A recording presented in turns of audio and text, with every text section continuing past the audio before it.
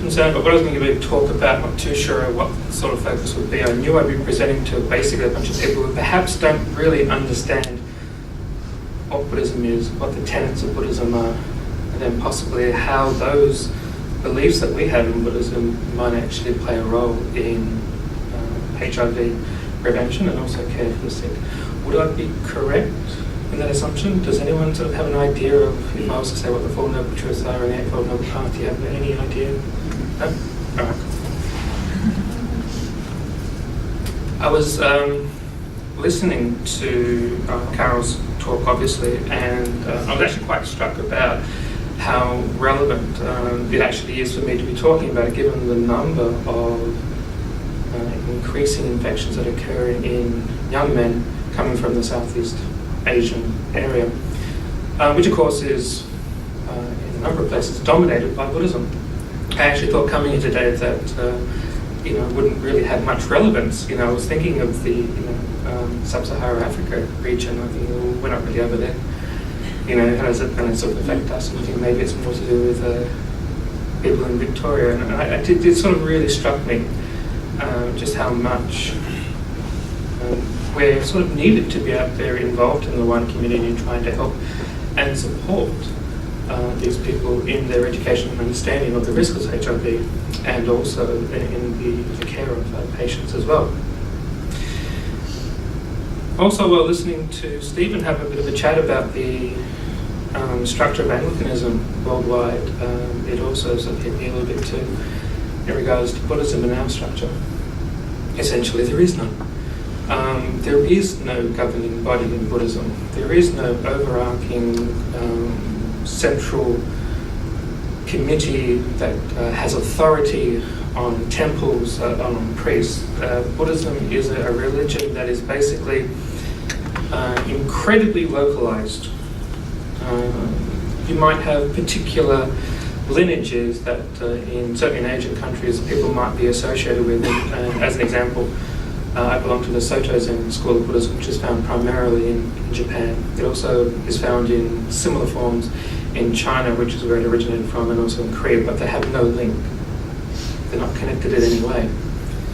And there are several forms of Zen in Japan. I belong to one of only one school, and my school has no effect on the monasteries of the other schools of Japanese Buddhism. A lot of people often sort of think that the Dalai Lama is like the Pope in Buddhism, but in fact he's actually the head of only one of the four major Tibetan schools of Buddhism. He doesn't have any influence on the other three schools of Tibetan Buddhism, and as such he also has no influence whatsoever on the other schools of Buddhism found in other Asian countries. So when we talk about the Buddhist community, we are talking about a collection of, especially in Victoria, temples that are very community focused. They're focused on predominantly on their corresponding Asian population. And they will probably have more inclined and more of an association with similar temples back in their home Asian countries than what they do with their neighbouring Buddhist temples in Victoria. I belong to the Buddhist Council of Victoria. The Buddhist Council of Victoria is the peak body for Buddhism in Victoria. It's the one that relates to the state governments and is a part of the Australian Federation of Buddhist Councils. But it only represents half of the Buddhist temples in Victoria. And we have, again, no authority on any of the other temples who are members of us, of our own community. So this raised a lot of issues with me in terms of, what is the Buddhist response? Stephen sort of mentioned about the idea of, a person walking into a cathedral and being able to be tested and finding support in that cathedral.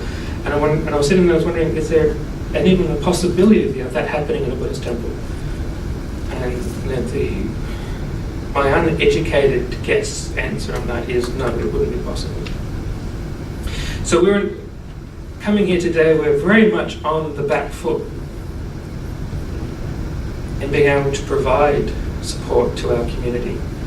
And so I'm incredibly grateful to actually having been invited to be able to attend this with you all, so that I can go back to the Buddhist Council later on this week and say, look, You know, we're blind to a whole amount of suffering that is coming and is happening in our own backyard, and we need to be able to start doing something about it. So, to begin with, just that very small point. Thank you very much for just having me here. I appreciate it. So anyway, Buddhism. I'm going to be quick because we're running out of time here. So, the central tenets of Buddhism starts with the idea, and this came from basically the meditation practice of a guy who was supposedly a prince, some say more like a chieftain, in northern India 2,500 years ago. He went looking for the origin of suffering, having been held back from his father and never allowed to see suffering because his father was given some sort of prophecy. He was either going to be this great ruling king taking over the world, excuse me, or he was going to be this religious savior, and his father, of course, wanted his son to be this ruling king. So he hid his son away from all the pain and suffering of the world, but the son managed to escape, to break free of his father's control, as teenage boys do. And he went out, and then he saw the suffering and was shocked, and decided he was going to dedicate his life to finding out how to relieve suffering. We are a non-theistic religion. There's no affirming nor denying the idea of God in Buddhism. It is for a Buddhist to actually find that out for themselves. The Buddha has in various times said, yes, there is a God, to people who disbelieved in God, and he turned around and said, no, there isn't a God, to people who did believe in a God. His idea was, don't ask me for an answer, go find out for yourself. So he found out that there was basically 4 noble truths of life. The first one is suffering. Life is suffering. And etymologically speaking, the word suffering, which is dukkha in Sanskrit, probably more meant life is dissatisfying back in the time of Buddha, not necessarily suffering and the fullness of suffering that we sort of use the word for. So life is dissatisfying. A way of sort of expressing that, I suppose, is ever asking a person, is your life absolutely 100% perfect, just the way that it is? Do you have all the money you could ever want? Do you have all the love you could ever want? Do you have the perfect health?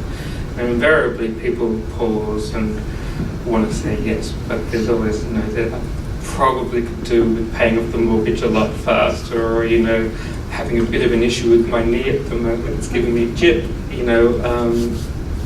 there's always something. It's dissatisfying.